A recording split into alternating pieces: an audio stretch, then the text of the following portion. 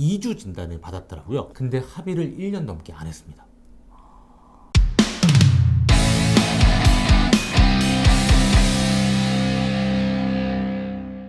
안녕하세요. 뉴스포트 김승동 기자입니다. 안녕하세요. 보험 전문 최혜원 변호사입니다. 자동차 보험 관련해서 얘기를 할 건데요. 한방병원이 요즘에 좀 문제입니다. 지난 2016년에는 한방병원에서 들어가는 자동차 보험금이 27% 정도에 불과했습니다. 그런데 지난해는 한방병원으로 지출되는 자동차 보험금이 절반을 초과했습니다. 그런데 문제는 한방병원이 양방병원보다 굉장히 조금 있다는 거죠. 이 문제가 왜 그런지 살펴보고 어떻게 좀 대책을 세울 건지 알아보도록 하겠습니다. 아시다시피 자동차 이제 사고가 나면요. 네. 지금까지는 뭐 과실비율하고 상관없이 대인 사고는 다 치료비를 보상을 해줬어요. 지금 보정이 됐죠. 그 부분은 저는 맞는 것 같아요. 뭐 다 보상하는 게 맞다는 게 아니라 대인 보상은 일단 보상부터 해주고 치료부터 잘 받아라. 예, 그거는 맞는 것 같은데 다주 이런 6주 뭐 8주 이런 진단서랑 상관없이 하다 보니까 몇 달을 보상을 받고 이러신 분들 계세요. 제가 전에 이제 취재할 때 사례는요. 네. 2주 진단을 받았더라고요. 근데 합의를 1년 넘게 안 했습니다.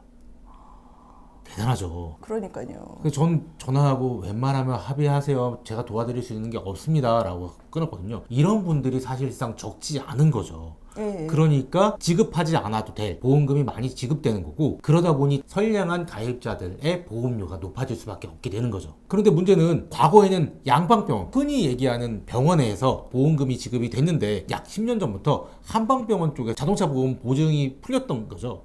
한방병원에서 자동차 보험에 대한 치료를 받고 보험금이 나가는 게 많아지고 있는 추세입니다. 자동차 보험료가 올라가는 원인 중에 하나로 지목이 되고 있고요. 국토교통부랑 금융위원회 금감원, 보험개발원 이런 데서 이제 수시로 이 부분에 논의를 했어요. 그쵸. 금융위에서는 작년 12월 31일에 2023년 1월 1일부터 약관을 개정하겠다. 개정하는 내용은 경상 환자 치료비에 과실 책임을 도입하겠다. 네. 이 얘기는 지금까지는 과실하고 상관없이 무조건 다 보상을 해줬습니다. 지급 보장을 무조건 했죠. 근데 앞으로는 과실 책임을 원칙을 도입을 해가지고 본인 과실에 따른 치료비는 본인이 이제 부담하도록 약관을 개정하겠다 이렇게 네. 발표를 했습니다. 치료비로 100만 원이 나왔는데 내 과실이 20%가 잡혔어요. 그러면 치료비 100만 원 중에서 20만 원은 내가 스스로 부담하게 하겠다. 네. 이렇게 밝히는 거죠. 치료비를 무조건 보험사에서 냈을 때는 무한정 치료를 받는 사람들이 없지 않았는데, 이렇게 내 비용의 일부를 내가 부담해야 되면 고민을 하겠죠. 어디까지 치료를 받을지. 그렇게 약관을 좀 변경한다는 내용을 금융위에서 발표를 좀 했었습니다. 또 하나 이제 금융위원회에서 발표한 거는 진단서가 필요하다. 지금까지는 진단서하고 상관없이 교통사고가 나면 대인 배상은 다 해줬습니다. 그렇죠. 근데 이제 경상 환자 4주까지는 진단서 없이 이제 보장을 해주겠다. 다만 4주를 초과하는 경상 환자, 이제 경상 환자라는 거는 12, 13, 14 네. 등급입니다. 그러니까 뒤에서 혹은 옆에서 네. 살짝 부딪히는 네. 정도인 거죠. 예, 이 경우에는 진단서를 발급받아야지만 입원 치료했을 때 보상을 해주겠다 이렇게 발표를 했습니다. 얼핏 듣기에는 너무나 당연한 얘기가 아닌가 싶은데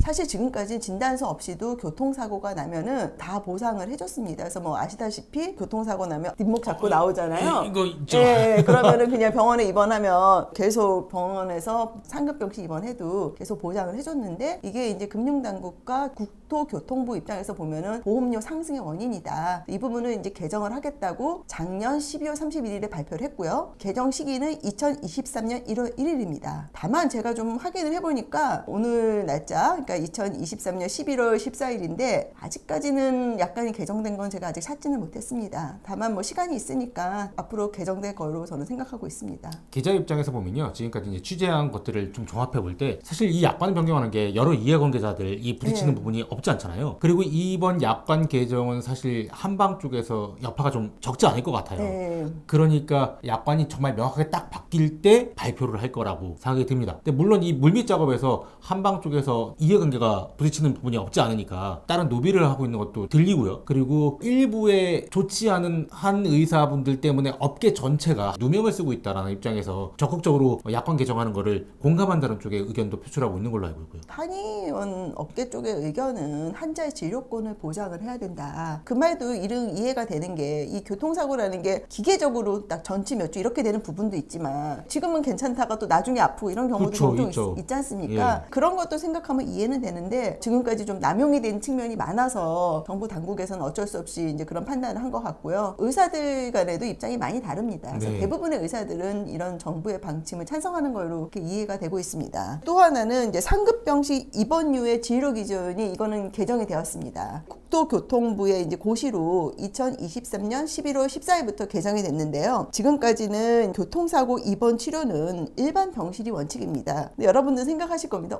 교통사고는 다 상급 병실에 있는 거 아닌가 이렇게 생각하시는 분들이 있는데 원칙은 일반 병실이고 예외적으로 치료 목적이 있거나 아니면 일반 병실이 없어 부득이한 경우에 예외적으로 상급 병실을 이용을 할 수 있습니다. 근데 소수의 한의원들이 예외적으로 일반 병실이 없는 경우 상급 병실을 이용할 수 있다는 이 규정을 이용을 해가지고 일부러 일반 병실을 안 만듭니다. 네. 그러니까 그 한의원은 상급 병실만 있는 거죠. 그래가지고 이제 상급 병실에 교통사고 환자를 유치를 하고요. 길 가다 보면은 그런 광고를 많이 볼 수 있습니다. 저희 병원은 상급 병실이 있습니다. 교통사고 환자 환영합니다. 이런 거를 그냥 크게 다 써놓더라고요. 이런 병원들이죠. 일례로 교통사고 전문 한방병원. 네, 맞습니다. VIP실만 있습니다라고 강조하는 그런 한방병원들을 말씀하시는 것 같습니다. 그래서 이제 이 부분을 개정을 해서요. 앞으로 개정되는 내용은 치료 목적으로 이제 상급 병실 이용하는 거는 이제 동일합니다. 다만 일반 병실이 없어 부득이한 경우를 상급 병실 이용하는 거는 기존에는 의원급에도 가능을 했는데 앞으로 의원급에서는 안 되고 병원급만 치료 목적과 더불어 일반 병실이 없는 경우 예외적으로 상급 병실을 이용할 수 있도록 이렇게 개정을 했습니다.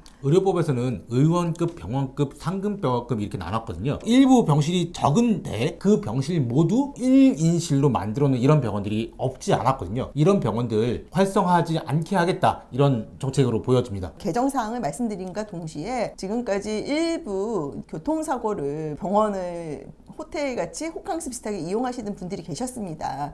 더 이상 이런 게 안 된다는 거 유의하셔야 될 것 같습니다. 이 사고를 가지고 합의금을 많이 받을 목적으로 정말 장기로 치료를 받는, 그것도 VIP실에 입원하고 입원해서 치료를 온전히 받는 것도 아니고 출퇴근을 하면서 치료를 받는 분들이 일부 계십니다. 이런 분들이 사라져야지 전체적인 자동차 보험료가 좀 낮아지고 합리적인 선택을 할 수 있을 거라고 생각됩니다. 오늘 말씀 감사합니다. 감사합니다.